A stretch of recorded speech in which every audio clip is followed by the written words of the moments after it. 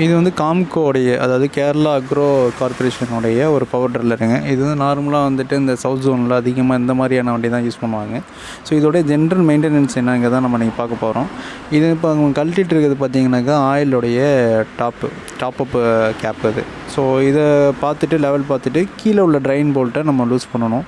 So கீழே உள்ளது வந்து ஃபுல்லாக எடுக்காமல் ஒரு ஆஃப் த்ரெட்டு இல்லைன்னா ஒரு 3/4 த்ரெட் எடுக்கும்போது அதோட ஆயில் வந்து ஃபுல்லாக வெளியில் அடிக்காமல் உங்களுக்கு கரெக்டான லெவலில் கீழே ஊற்றும். ஸோ இதை பொறுத்த வரைக்கும் 5 லிட்டர் கெப்பாசிட்டியில் வரும். அது 20-40 போடலாம். இன்னொன்று வந்துட்டு உங்களுக்கு 40 கிரேடு மோனோ கிரேட் சொல்கிறாங்களே அந்த ஆயிலும் நம்ம யூஸ் பண்ணிக்கலாம்.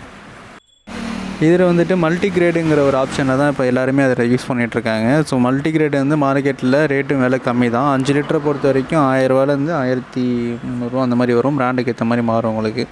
ஸோ ஒவ்வொரு 10 ஏக்கர் முடியும் போதும் இந்த மாதிரி நீங்கள் ஒரு மெயின்டெனன்ஸ் பண்ணி நீங்கள் ஒரு சில பேர் 4 ஏக்கரில் பண்ணுறாங்க, சில பேர் 10 ஏக்கரில் பண்ணுறாங்க. ஸோ அது டிபெண்ட்ஸ் அப்பான எந்த மாதிரியான மண் வகையெல்லாம் நம்ம வண்டி ஓட்டுறோங்க அதை பொறுத்து இருக்குது உங்களுக்கு.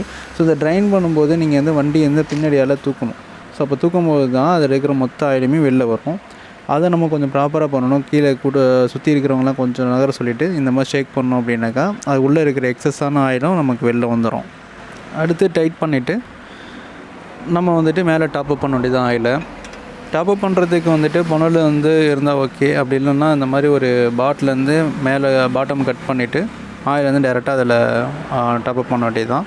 ஸோ கொஞ்சம் கேர்ஃபுல்லாக ஹேண்டில் பண்ணுங்கள். ஏன்னா அந்த மேலே வந்து ஒரு ஹெட்லைட் இருக்கும். அந்த ஹெட்லைட்டில் வந்துட்டு நம்ம டிஸ்டர்பன்ஸாக இருக்கும். நம்ம வந்து அந்த ஆயில் கேன் வந்து தூக்கி ஊற்ற முடியாது. இப்போ 2 பேரும் இருக்கோம் அப்படின்னாக்கா கொஞ்சம் ஈஸியாக இருக்கும் நம்ம எடுத்து ஊற்றுறதுக்கு. ஊற்றி முடிக்கிற வரைக்கும் வந்து அந்த கீழே உள்ள பாட்டம் வந்து மட்டும் நீங்கள் எடுத்துட வேண்டாம். அப்படின்னா வந்து ஸ்லிப்பாகி கீழே ஊற்றிடும். அதுக்கப்புறமா பார்த்திங்கன்னா இப்போ நம்ம கியருக்கு ஆயில் எவ்வளோ லெவலில் இருக்குன்னு சொல்லிட்டு செக் பண்ண போகிறோம். இது லெவல் செக்கிங் வந்து அந்த சென்டர் கேஸில் இருக்கும். பார்த்திங்களா, இதை பொறுத்த வரைக்கும் ஆயில் நல்லா தான் இருந்தது.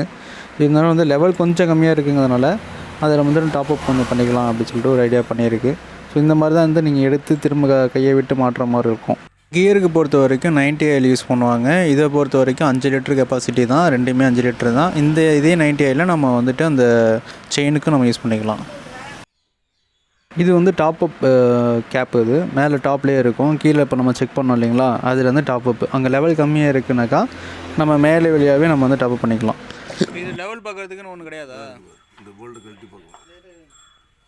இந்த லூஸ் பண்ணால் தெரிஞ்சிடும். இது இப்படி கிடந்தா கிடக்கும் கிராஸாக வருது. ஆயில் இருக்குது. இந்த கூடு வரைக்கும் இருக்கும். அப்போ இப்படி கிடக்குது நேராக. இப்போ இந்த இதில் இல்லை. இது எதுக்குன்னா இந்த ரொட்டேட்டர் ஓடுதுல இல்லை செயின் ஓடுறது. செயின் இதில் ஓடும். அது என்ன செய்யுன்னா இந்த இதில் உள்ள பேரிங்கில் உள்ள ஆயில் இருக்காது. ஆயில் இல்லாத ஓடும் இந்த பேரிங். இந்த இதில் அடித்து அதில் ஓடி சுற்றி வரதுனா கரெக்டாக இருக்கும். அது வந்து இது வரைக்கும் ஆயில் இருந்துச்சுன்னா இது போயிட்டு வராது. இது போகிறப்பே முடிஞ்சிடும் ஆயில். அதனால் இது கோடு வச்சு இந்த கோடு வரைக்கும் ஆயில் இருக்கணும்னு ஒரு கணக்கு உண்டு. இதில் வச்சோம்னா இதில் வரைக்கும் வந்துடும் ஆயில். அப்போ சுற்றி வர்றப்போ அது கரெக்டாக இருக்கும். ஸோ இந்த ரொட்டேட்டர் பார்ட்டை பொறுத்த வரைக்கும் அந்த செயின் லிங்கோட டாப்லேயே வந்துட்டு உங்களுக்கு வந்து ஆயில் போர் பண்ணுற ஒரு ஆப்ஷன் கொடுத்துருப்பாங்க. அந்த இது வந்து நம்ம அங்கே பண்ணிக்கலாம்.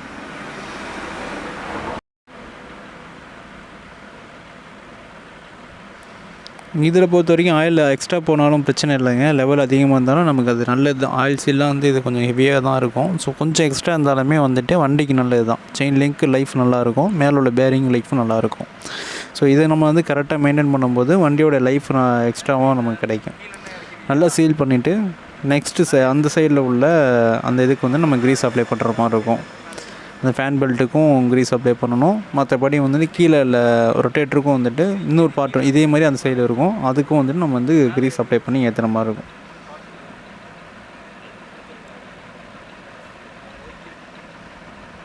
ஸோ இது வந்து ஃபேன் பெல்ட்டோட பேரிங்கு. இது வந்து இன்ஜின்லேருந்து கனெக்ட் ஆகக்கூடிய ஒரு ஏரியா. மேலே உள்ளது வந்துட்டு ஃப்ரீயாக தான் இருக்கும் உங்களுக்கு. அது டைனமோட கனெக்ட் ஆகிருக்கும். ஸோ இந்த ஏரியாவில் உள்ளதில் மட்டும் நம்ம வந்துட்டு க்ரீஸ் ஏற்றி அந்த போல்ட்டை வந்து நம்ம லாக் பண்ணுற மாதிரி இருக்கும்.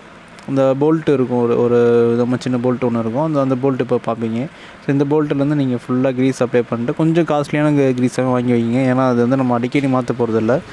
எப்போயாவது இந்த மாதிரி ரெகுலராக எப்போயாவது நம்ம பண்ணக்கூடிய இந்த மெயின்டெனன்ஸில் மட்டும்தான் நம்ம இதை நம்ம மாற்ற போகிறோம். ஸோ அதனால் ஃபுல்லாக இது பண்ணிவிட்டு அதை வச்சு டைட் பண்ணிங்கனாக்கா அந்த பேரிங் ஃபுல்லும் வந்து உங்களுக்கு தானாகவே அப்ளை ஆகிடும்.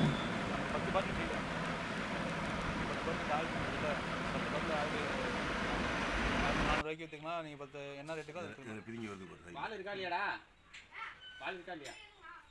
ஃபுல்லாக ஏறிட்டு வந்து அது ஃபுல்லாக இருக்கும். இந்த பேரிங் சேஃபு, பெல்ட்டு சேஃபு. இதுக்குள்ளே இருக்கிற பேரிங் வந்து நம்ம இது பார்க்க முடியாது. அது பார்க்க முடியாது. அது தேவையில்ல. ஃபேன் ஃப்ரீயாக ஓடுறது தான். இது வந்து இன்ஜின்லேருந்து ஓடுறது. ரெண்டு ஒன்று தானே ஓடுறது தானே இது. இந்த 4 போல்ட்டையும் நம்ம கழட்டினோம்னா இந்த கப்பு வெளில வந்துடும். அதில் வந்து ஃபுல்லாக நம்ம வந்து பேக்கிங் ஏற்றணும். க்ரீஸை ஃபுல்லாக ஏற்றி போடலாம். இதில் வந்து நம்ம ஆயிலும் டாப்அப் பண்ணிக்கலாம். ஸோ இவங்க பண்ணுறது வந்து கப்பில் ஏற்றிட்டு அது வந்து உள்ளே ஆட்டோமேட்டிக்காக ஃபில் ஆகிற மாதிரி பண்ணி வச்சுருக்காங்க, பண்ணுறாங்க. பட் நம்ம நம்ம எப்படி பண்ணோம்னா இந்த பேரிங் இருக்குது இல்லைங்களா, பேரிங்கை வந்து க்ளீன் பண்ணிவிட்டு பேரிங்கு உள்ளே வந்து நம்ம அந்த க்ரீஸை ஏற்றி நம்ம பண்ணோம்னா இன்னும் கொஞ்சம் லைஃப் நல்லாயிருக்கும். ஸோ இப்போ இந்த க்ளீன் பண்ணுற இடம் இருக்குல்ல, இந்த க்ளீன் பண்ணுற இடத்துல வந்து பார்த்திங்கன்னா நம்ம க்ரீஸ் வந்து அப்ளை பண்ணணும். பட் ஆனால் இவங்க அந்த இடத்துல அப்ளை பண்ண மாட்டேன்றாங்க. ஏன்னாக்கா நம்ம அந்த கப்லேயே நம்ம பண்ணிடுறோம். அது என்ன ஆகுனா மெல்ட் ஆகி உள்ளே போயிடும். அது மெல்ட் ஆகி உள்ளே போகும்போது இன்னும் கொஞ்சம் லூப்ரிகேஷன் எக்ஸ்ட்ரா கிடைக்கும். நம்ம பேக்கிங் பண்ணுறதோட அது நல்லாயிருக்கும் அப்படின்றாங்க. ஸோ அதுவும் ஒரு விதத்தில் நல்லது தான்.